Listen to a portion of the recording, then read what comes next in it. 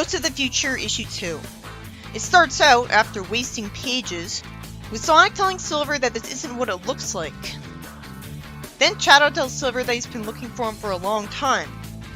Despite hearing this, Silver freaks out and says that they are just a crazy dream and runs away, turning into a giant wuss, even though the fact that Shadow said this absolutely proves that it wasn't just a dream and they need his help. And the fact that his dream was a recurring dream that involved people he didn't even see until now should also make things obvious. And again, Tikal would have prevented this if she told Silver what was up with his dream right away. He wasn't this much of a wuss in that reboot Silver arc, but it does foreshadow how wimpified and stupid he would be in it. Sonic stands in front of a crying Silver, and Silver's hand hits Sonic's fist, and some chaos energy shows up near Silver's hand. I can only assume it's because Sonic's one with the Chaos Force right now, and Silver's glove usually has a special symbol that glows when he uses telekinesis. It's so convoluted though, and all the times I've seen ghosts in fiction, this has never happened just because someone touched their hand. Then Silver's so shocked at this that he faints. He's not Antoine! Yeah, this really does foreshadow that stupid Silver arc, which was literally the worst writing of Silver in the history of the series. And I've seen pretty much all of it. This is a long way from even 06. As bad as its plot was, at least it acknowledged how realistically powerful a person with telekinesis would be to some extent. Because Silver repeatedly grabbed Sonic with telekinesis right away, and the only time he was even remotely a wuss at all was when he angsted that killing someone to save the world was wrong. But if he was as wussy as this Silver, he would have never had the guts to go try and kill Sonic, or even fight Iblis. He would have passed out the second he saw him. I'm guessing the justification for how pathetic he is that this version of Silver never had to fight Iblis, since his future seems harmless, with Blaze having a father and working at a restaurant. And Blaze is there, which can only be explained by the Soul Dimension simply being a parallel Mobius 200 years apart in time from it. And so of course Silver's future would eventually have its own version of Blaze. So there's a logical explanation for Silver being a big baby lamer than Sad AM Antoine. But it making sense doesn't change the fact that it's a misaimed disservice to his character. I'm hoping the comic will make him toughen up, and it'll be all the more satisfying to see him at his proper character that way. But I can't imagine why the writer thought this was a good idea. Silver has never been a wimp. He just happened to have a voice that made him sound like a wimp. And any true fan of Silver wouldn't be unfair enough to hold that against him. I was shocked to read that Evan Stanley thinks she's a huge fan of Silver, because it never came off like that in the reboot. If anything, it seemed like the exact opposite because the writer was making a fool out of him. Even Ian Flynn wrote him with more respect, because at least he had Silver telekinetically grab everyone in the room and hedgehog havoc, make him look like a real threat. Why would someone become a fan of Silver at all if it isn't because of the obvious reason that he's a telekinetic badass, which would mean that he'd be written as such? What else is his appeal to them? Sure, he's also a naive dork, and I love that about him, but this is taking that aspect of him, which was completely absent in 06 and Rivals and only showed up because of Flynn. It's completely exaggerating his dorkiness, and I can only assume it to try to make him a relatable audience surrogate to a dorky Sonic fan. I mean, who else is gonna fill that role and work? Chris Thorndike? At least he makes sense because he's just a human boy. Anyway, Sonic and Shadow agree to take him back to the house. So, which house is it? They couldn't know where Silver lives, so it'd have to be Shadow's house. But it'd be better if there was a text box saying where they are immediately. Sonic the Comic always had a text box in the first panel of the new scene telling you where the characters were. And I left that for review purposes. That would have been great for this comic because it'd be establishing where the characters are to create world building. Despite all the time we saw glimpses of Silver's future, we never clearly saw the future version of Emerald Hill Zone, or any kind of current location, other than Angel Island, which was also silent in the future. And even then there was no explanation of how things changed. Seeing more of current locations in Silver's future would make it actually feel like Sonic's future, and not just another dimension I don't have to care about. I'd care more about the comic if I knew where Silver and Shadow lived. Like, is this Emerald Hill Village? Or Station Square? What music should I play? I guess it'll just be whatever then. But that's a nitpick compared to how lame Silver is, just a quick shortcut to making him sympathetic. When it could be sympathetic without being lame. And Sonic continues the trend in the series of Silver being referred to as a kid when he's always been a teenager like Sonic. And he's living on his own at this point. He never seemed that much older than him. I assume Sonic knows he's younger than him. But how? Calling him a kid is just condescending. Silver asks him if he's real and they introduce themselves to him. Shadow tells Silver that while he did kidnap them, if Silver doesn't help them, the entire universe will be destroyed. That came out of nowhere. By who? Sonic says that without the unique powers of the Chaos Emeralds, all forms of energy in their dimension will eventually stop circulating and reacting like they're supposed to. What took so long? It's been 200 years! Why would there be a 200-year delay? That's ridiculous. Even the fact that the emeralds are needed for these energies is ridiculous. It doesn't seem like they're needed for that in real life, and there's no evidence to what the Chaos Emeralds exist. It's interesting that the emeralds are needed for that. I always wondered if them being needed for existence was why simply destroying them so nobody would fight over them again didn't happen. Maybe people in ancient times and beyond knew this, so that's why that simple solution wasn't taken. So this has to be the case to fill in that plot hole in the franchise. The writer wrote herself into a corner here. I'm at a loss for words. All I want to say is that it's ridiculous. This is just as stupid as the apocalypse scenario 25 years later being the result of things that Sonic did to save the world decades before it would end up causing the core of the planet to become world-threatening. Like in that, if that was the cause, why did it take longer than a second? It'd be much more logical if Sonic was actually wrong here, since if things hadn't been destroyed yet, they never will be. But that makes sense. It'd be an underwhelming plot twist if it was revealed, meaning the whole tension here was fake. But it's fake anyways, because we know the writer would never actually have the universe destroyed in this comic. It's just written to give Silver more incentive to help them. But why? Silver was introduced to the franchise as a hero. He shouldn't need an incentive like this. And guess what? He needed to be forced into being a hero and saving the universe in the reboot Silver arc too. So the writer hadn't learned. Wouldn't it be great if it turned out Sonic and Shadow were lying? That makes them look brilliant. But no, that can't be it, because that'd be good writing. Even the other M comic didn't infuriate me into ranting this much this early. I didn't get an issue that I outright hated with it until that story where the good version of Predator Hawk was killed off in a forced story arc because of stupidity from all the characters. So character incompetence. Other than that, the comic was interesting enough for me to forgive it for the bad art. Especially because it right away had an interesting world with a new history from Archie Sonic. This is just the games' universe. I've barely seen any glimpses of the new creative world that this comic has to offer. I loved seeing that Silver was working in a restaurant owned by Blaze's father and had his own house. What job does Shadow have so they can pay the mortgage on that house or pay for his groceries and taxes? We should be told that immediately, because that'd be good writing. It made the effort to humanize him by giving him a house in the first place. So the job shouldn't be left half-finished. Maybe don't have a boring and frustratingly arbitrary story if you want me to stay invested and keep going through the plot. I'd say it's boring because it's been nothing but talking so far. It doesn't have to have such slow pacing, taking until the 7th page for Silver to be told something he should have been told from the start. Silver doesn't think he's the one who can bring the emeralds back, because he thinks he's just a normal person. I can understand why the writer would want to show the first time Silver would have ever learned he had telekinesis. We never saw that before.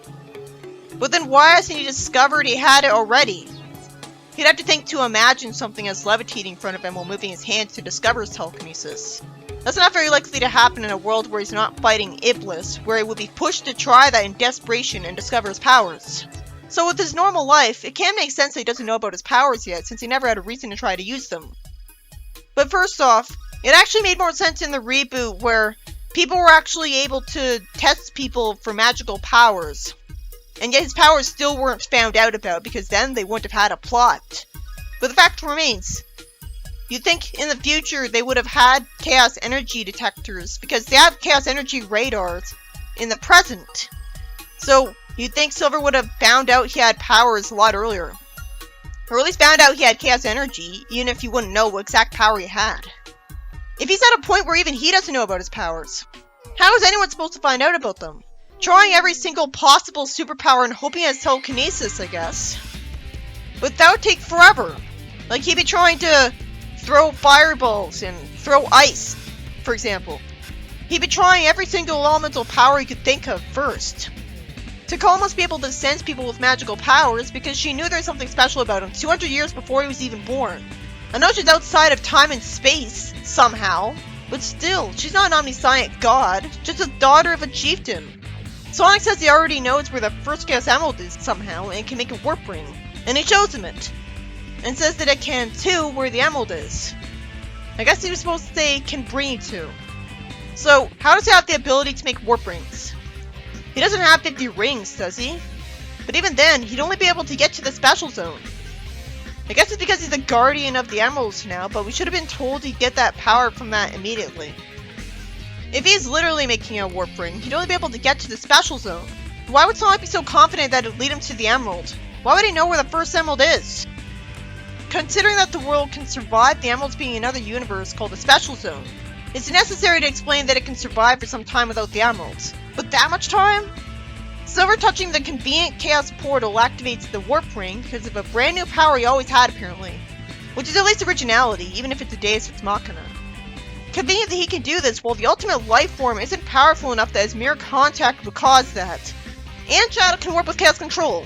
And the warp ring is about creating a portal to teleport people. Shadow can teleport people. Odd that Silver needs to be there to activate it. He can't just be needed because he has telekinesis, he also has to be the chosen one. Shadow tells him not to touch it too late. If he never thought to touch the warp ring, they would have been screwed. The warp ring literally does just warp them to the special zone.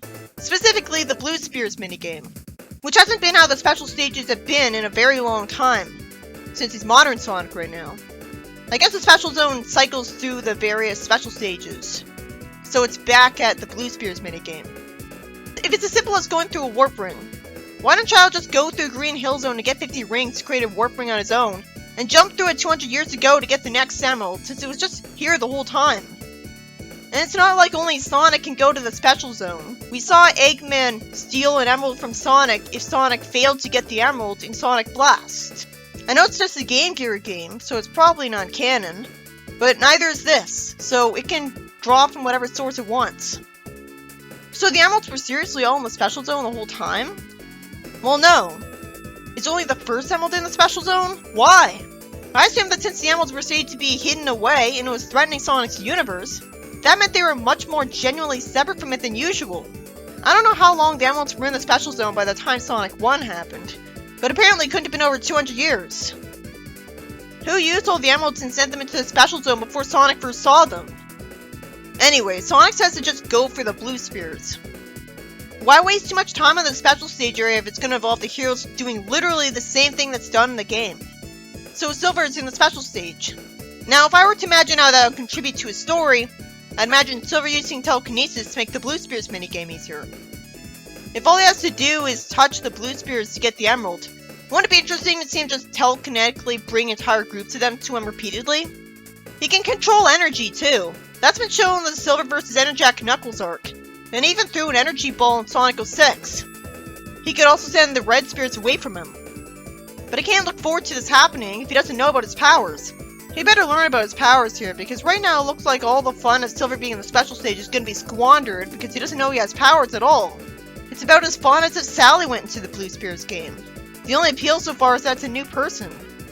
Then Sonic asks Silver where he got the new outfit. It lacks self-awareness here because he doesn't have any clothes on at all. So by new outfit, he means new shoes. So he should have just said that. Why did he get a new outfit anyways, just because he was in the special stage? That was never a property of him. So why did it never happen to anyone else? That's stupid. And that's why he shouldn't go off the game's universe. Silver continues the trend of only being a loser because he walks right into the red spheres even though they're in front of him. He didn't exactly turn. And eyes are in the front of his head. Is this all because he had his eyes closed last panel? Why were they closed? How did he fail such a simple task? If this is our image of how Silver is, I can't imagine why I should be a fan of him. We weren't shown that he was surrounded by red spears on all sides, and so even trying to go left or right wouldn't keep him from... Well, he was told that he had to jump, so maybe he was surrounded if that was his only option. Anyways, he panics about being teleported out of this dimension, and uses his powers. Then we see some balls being sent away from him. But they already started the process of teleporting him out of the special zone. That was bad. I don't see how that plot hole will be made. He could have easily just used his powers in desperation before he'd start to be warped away. Instead, I can't take it seriously that he avoided that fate and the rest of the plot's gonna happen. How do you screw this up? If there's one thing that would never happen with Silver in a Blue Spears minigame, it's this. Anyways, the emerald appears to them already. Even though if they had collected all of the Blue Spears, this would have happened before Silver would have gone to the Red Spears. You'd think a Sonic fan writing a story would know the Blue Spears game worked. And this is the problem with adapting something from the games instead of doing something brand new that could work however you want without being questioned. So Tikal speaks to Silver through the Emerald, thanking Sonic for finding Silver. It is cool that Tikal can speak through the Emeralds now, even if there was never any indication that she could. Then after Shadow thinks of Silver as a kid again, Sonic and Silver return to Shadow, who heartwarmingly smiles and thinks that Silver really does have what it takes. Why didn't he go with them?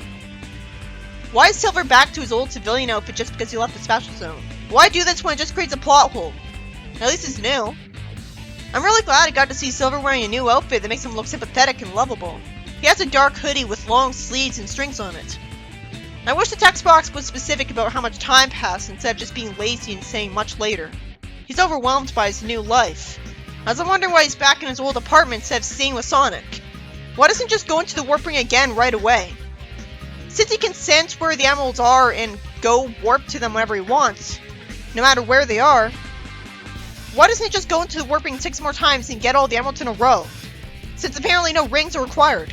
It's a Vice Special Zone problem all over again. I have to assume the heroes have to wait until he collects 50 rings again, and they're invisible. But that has to be explained. Anyways, it turns out Blaze left a message at Silver's house because she wants to know if Silver's okay after following Shadow. But Silver naturally wonders how to explain it to her. It's not worth risking or not believing him anyways. It makes sense that he doesn't want to deal with being called a liar. So he decides that he's too tired to think about her and plans on just going to bed, putting off telling her the truth. This issue is by Evan Stanley. Well, this was hard to take seriously. Apparently one of the emeralds that disappeared that Sonic made such a big deal about getting back, I just went to the Special Zone. This gets less confusing later in the comic. So, Sonic makes a warp ring, and somehow only Silver, not even the ultimate life form, can touch it and go to the Special Zone. There was never any indication that only Sonic could go to the Special Zone. Eggman's robots got put in the Special Stage in Sonic Rush. Why couldn't they just go to the Special Zone the normal way? At least we eventually get to see Silver use telekinesis in the Special Stage, by sending Red Spears away. But even then, after he somehow ran into them first, he obviously should have just been sent out of the Special Stage. And somehow he got the Emerald after that, when he didn't get all of the Blue Spears first. Huh? Didn't Sonic establish that he had to get them, even in that issue? And if Sonic can create a warp ring at will, with no indication that he or Silver or Shadow need 50 rings for it, then why did Silver go home instead of getting every single Emerald in a row? If you could just go into the Special Zones all you wanted right away in the games, that's what you do. The next issue starts out a week later, and Silver still hasn't found another Emerald. What's stopping them? The story made no sense. I hated that in the beginning Silver was such a wuss to the point where even Sad AM Antoine would be ashamed of him. He actually refuses to accept Sonic and Shadow and runs away from them despite what Shadow's saying, and then passes out. I guess it makes sense that he's a wuss since he never used his powers before, because he never needed to try to use magic before in this world. And it wouldn't have gotten the confidence boost and toughening up of learning they can beat Iblis. So, I still hate seeing him like this, because this isn't Silver. Silver wasn't a wuss in his debut game, his establishing character moment. He was supposed to be a competent hero defeating Iblis every other week. It doesn't sound remotely hard to get that right about him, but not even that was managed. And instead he's an annoying cowardly wimp. Then what was seen as the appeal of his character? Hopefully he won't be like that anymore now that he knows about his powers. I can understand how he acted unsure in Shadow's house, but he refused to help Shadow save the world and inconvenienced him because of his cowardice, and wasted several pages on us. And a lot of this was just boring talking.